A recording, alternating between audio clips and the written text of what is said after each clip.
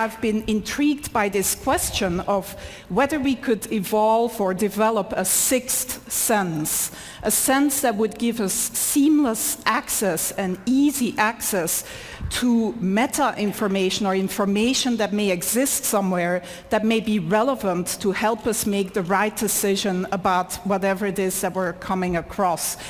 And some of you may argue, well, don't today's cell phones do that already? But I would say no. When you meet someone here at TED, and this is the top networking place, of course, of the year, you don't shake somebody's hand and then say, can you hold on for a moment while I take out my phone and Google you?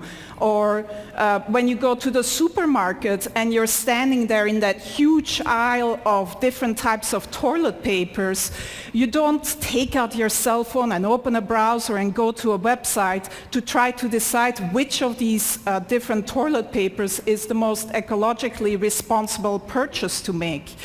So we don't really have easy access to all this relevant information that can just help us make optimal decisions about what to do next and what actions to take. And so my research group at the Media Lab has been developing a series of inventions to give us access to this information in a sort of easy way without requiring that the user changes any of their behavior. And I'm here to unveil our latest effort and most successful effort so far, which is still very much a work in process.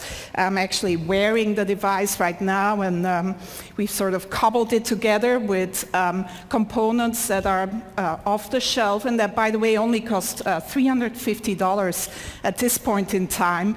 I'm wearing a camera, just a simple webcam, a portable battery-powered projection system with a little mirror. These components communicate to my cell phone in my pocket, which acts as the communication and computation device. And in the video here, we see my student Pranav Mistry, who's really the genius who's been implementing and designing this whole system. And we see how this system lets him walk up to any surface and start using his hands to interact with the information that is projected in front of him. The system tracks the 4 significant fingers. In this case, he's wearing simple marker caps that you may recognize. But if you want a more stylish version, you could also paint your nails in different colors. And the camera basically tracks these 4 fingers and recognizes any gestures that he's making, so he can just go to, for example, a map of Long Beach, zoom in and out, etc.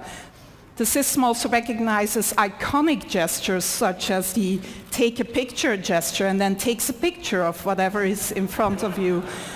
And when he then walks back to the Media Lab, he can just go up to any wall and project all the pictures that he's taken, sort through them and organize them and resize them, etc.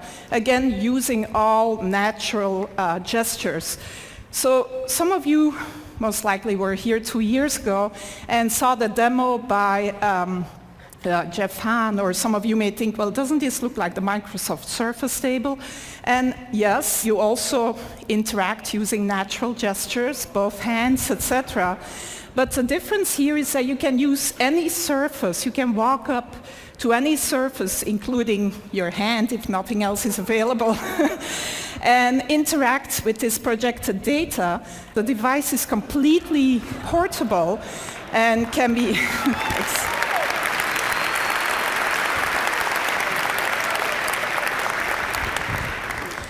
So one important difference is that it's totally mobile.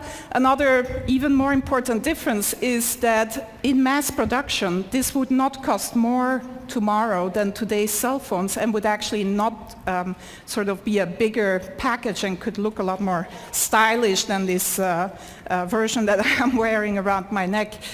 But other than letting some of you live out your fantasy of looking as cool as Tom Cruise in Minority Report, the reason why we're really excited about this device is that it really can act as one of these sixth sense devices that gives you relevant information about whatever is in front of you. So we see Pranav here going into the supermarket and he's shopping for some paper towels. And as he picks up a product, the system can recognize the product that he's picking up using either image recognition or marker technology and give him the green light or an orange light. He can ask for additional information. So this particular choice here is a particularly good choice given his personal criteria. Some of you may want the toilet paper with the most bleach in it rather than the most ecologically responsible choice. But if he picks up a book in the bookstore, he can get the Amazon rating, gets projected right on the cover of the book. This is Juan's book, our previous speaker, which gets a great rating, by the way, at Amazon. And so Pranav turns the page of the book and can then see additional information about the book, reader comments, maybe sort of information by his favorite critic, etc. If he turns to a particular page, he finds an annotation by maybe an expert of a friend of ours that gives him a little bit of additional information about whatever is on that particular page. Reading the newspaper, it never has to be outdated. You can get video annotations of the events that you're reading about. You can get the latest sports scores, etc. This is a more controversial one. As you interact with someone at TED, maybe, you can see a word cloud of the tags, the words that are associated with that person in their blog and personal web pages. In this case, the student is interested in cameras, etc. On your way to the airport, if you pick up your boarding pass, it can tell you that your flight is delayed, that the gate has changed, etc. And if you need to know what the current time is, it's as simple as drawing a watch on your arm. So that's where we're at so far in developing this sixth sense that would give us seamless access to all this relevant information about the things that we may come across. My student Pranav, who's really, like I said, the genius behind this,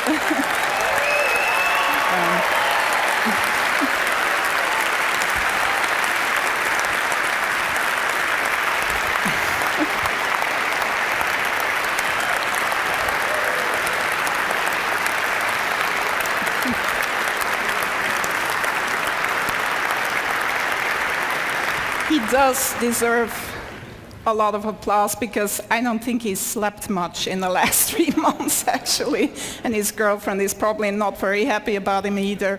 But it's not perfect yet. It's very much a work in progress, and who knows, maybe in another 10 years we'll be here with the ultimate sixth sense brain implant. Thank you.